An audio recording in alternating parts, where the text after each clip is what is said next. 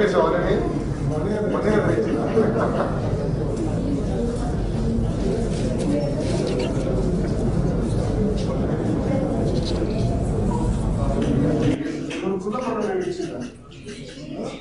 తిట్లు వచ్చినాయి.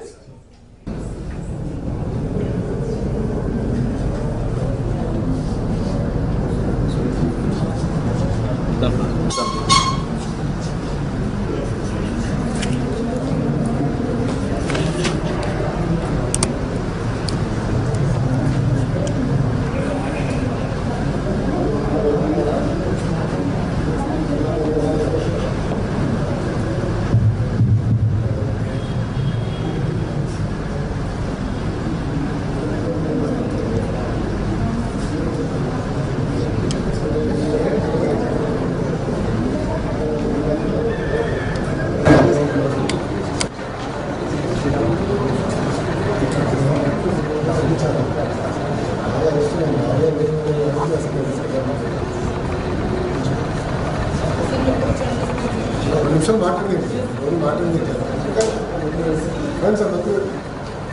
సార్ బాబు గారు కొంచెం మంచిగా ఎక్కిస్తాం మీడియాలందరూ మాకు వచ్చేయండి మీరేస్తున్నారు సార్ మీరందరూ బయటకు వచ్చాయి సార్ అలా నేను మాట్లాడుతున్నాను వినపడుతుందా ఎంతలా వినపడుతుందా ఎంతలా చదువు అనేది మన జీవితాలు మార్చేస్తాం.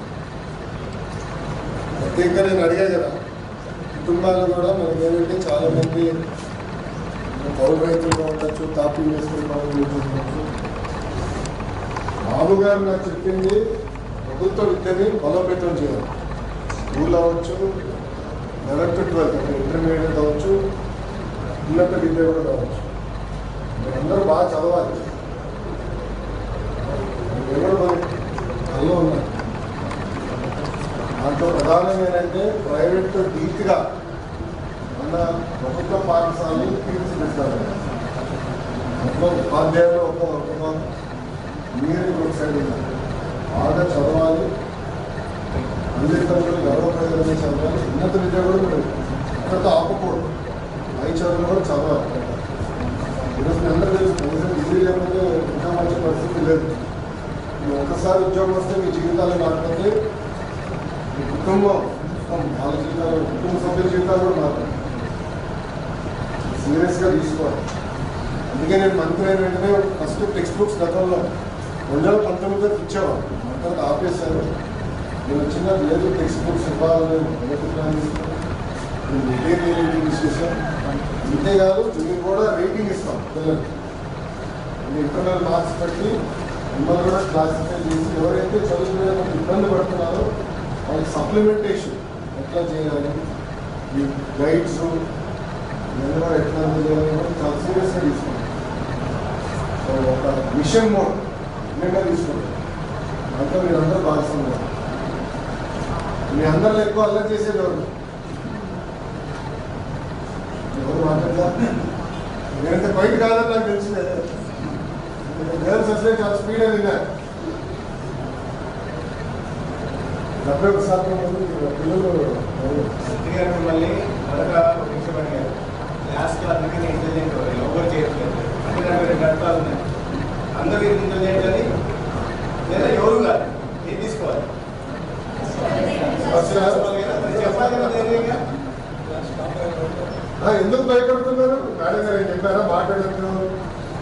లేకపోతే 2-3 రోజులు తెచ్చి సార్ ఏమైనా కంగారు ప్రిన్సిపల్ గారు మీరు బయటకు వెళ్ళిపోండి. మేడం గారు మీరు వచ్చేయండి. భయపడుతున్నట్టు పిల్లలు రండి, ఏమనుకోవద్దు రండి, మేము వాడుకుంటాం ఫ్రీగా. ఓకేనా? పంపించేస్తే పడలేదా? ఇంతమా చెప్పు చెల్లి, ఎందుకు భయపడాలి? సో మీ అందరిలో రౌడీ ఎవరు?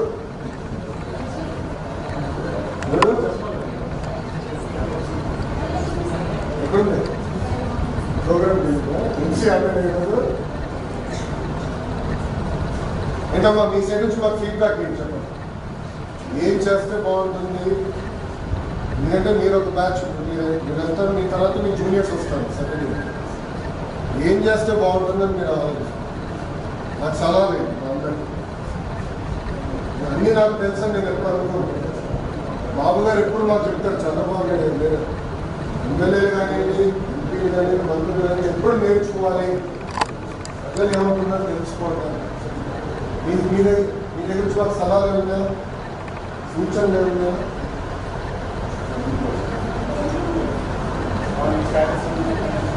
క్లాస్ రూమ్లో పెయింటింగ్ అది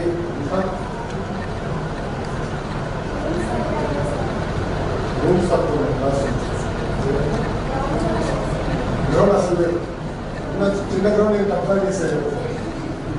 గ్రౌండ్ ప్రాబ్లం చెప్తాను. కాంపౌండ్ ఉండి కొట్టి టైం తక్కువ ఉంది. గేమ్స్ స్పోర్ట్స్ ఎకనామిక్ ఎవరు చెప్పట్లా. 11th 12th నేను కూడా గ్రైండ్లోకి వెళ్ళాను సార్. ఇంపార్టెంట్ సెకండ్ ఇయర్ అందరూ చూస్తే నేను ఆ కాలేజ్ నుంచి గుర్తొస్తున్నాను. ఇదే ఫీడ్బ్యాక్ అని చెప్పండి. ఎకనామిక్స్ పరంగా ఏం చేస్తే బాగుంటుంది? ఒకటి text books, guides, work notes అవన్నీ నెక్స్ట్ ఇయర్ నుంచి ఫైనలైజ్ చేసాం. అది అమలు చేస్తాం. మీరు వెళ్ళిపోతారు నెక్స్ట్ జూనియర్స్కి వస్తాయి. పీరియాడిక్గా కూడా ఎగ్జామ్స్ నిర్వహించి ఏ సబ్జెక్ట్లో మీరు వీక్గా ఉన్నారు. మ్యాథ్స్ అనేది వాస్ట్ సబ్జెక్ట్. దాంట్లో ప్రత్యేకంగా ఏ ఫండమెంటల్స్లో ఎవరు వీక్గా ఉన్నారు, వాళ్ళకి ఎలా సప్లిమెంటేషన్ చేయాలని కూడా ప్లాన్ చేస్తాం. దానికి కావాల్సిన గైడ్స్ మెటీరియల్ కూడా తయారు చేస్తాం. ఇది కాకుండా ఏం చేస్తే బాగుంటుంది, అదనంగా ఏం చేస్తే బాగుంటుంది మీరు చెప్పండి.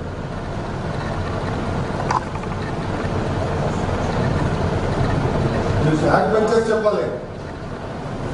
అందరికి చెప్పట్లేదు. చెప్తా చెల్లి నుంచి చెప్పు. ఏం లేదు, అంతా ఆఫ్ రికార్డే. మైక్ కూడా లేదు నా పైన.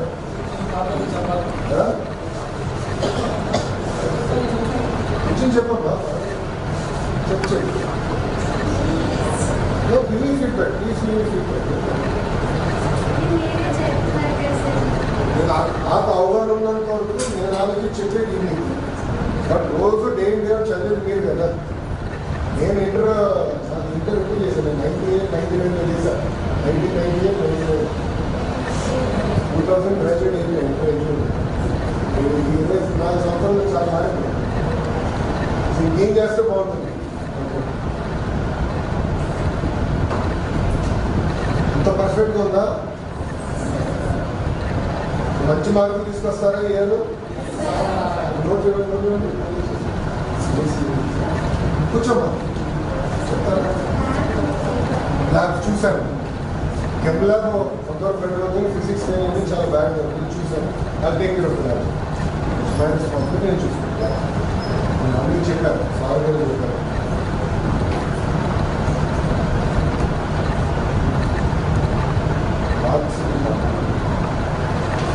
ఈ ఎంపీసీలో 5 మంది లాస్ట్ ఇయర్ అకాడమిక్ ఇయర్ 900 వచ్చింది. ఐటీసీలో ముగ్గురికి 440 420 400 ప్లస్ 427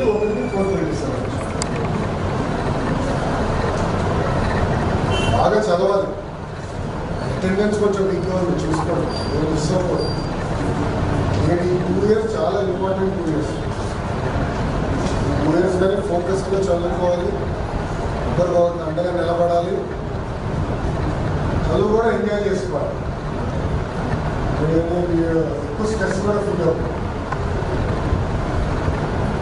ఈసారి inter second year last time overall pass percentage 64% వచ్చింది. మీ అందరి చేతుల్లో, నా భవిష్యత్తు మీ చేతుల్లో. మీరు సరిగా చదవకపోతే నాకు మార్కులు వేస్తారు. పిల్లలు సరిగ్గా చదవట్లేదు, మీకు మార్కులు తగ్గిస్తే నాకు తగ్గిస్తారు. నా భవిష్యత్తు మీ చేతుల్లో, బాగా చదవాలి. ఇంకేమైనా ఫీడ్బ్యాక్ ఉందో? ల్యాబ్స్ చెప్పారు, క్లాస్ రూమ్స్ గురించి చెప్పారు, గేమ్స్ గురించి చెప్పారు, కాంపౌండ్ వాళ్ళు మీరు కాంపౌండ్ వాళ్ళ గురించి చెప్పి నేను చూస్తున్నాను. ఇంకేముందా మీ సైడ్ నుంచి ఫీడ్బ్యాక్? నా సైడ్ నుంచి ఒక రిక్వెస్ట్, స్పీచ్లో కూడా మారుతాయని. మీరందరూ డ్రగ్స్కి దూరంగా ఉన్నారు. డ్రగ్స్ వద్దుకున్న క్యాంపెయిన్ మొదలుపెట్టారు. మంత్రి గారు కూడా ఇద్దరు క్యాబినెట్ సబ్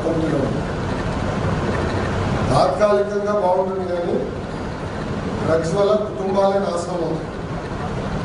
ఒక ఉదాహరణ ఇస్తాను. యువగలం పాదయాత్రలో చంద్రగిరి నియోజకవర్గంలో మహిళా మీటింగ్ పెట్టుకున్నాం.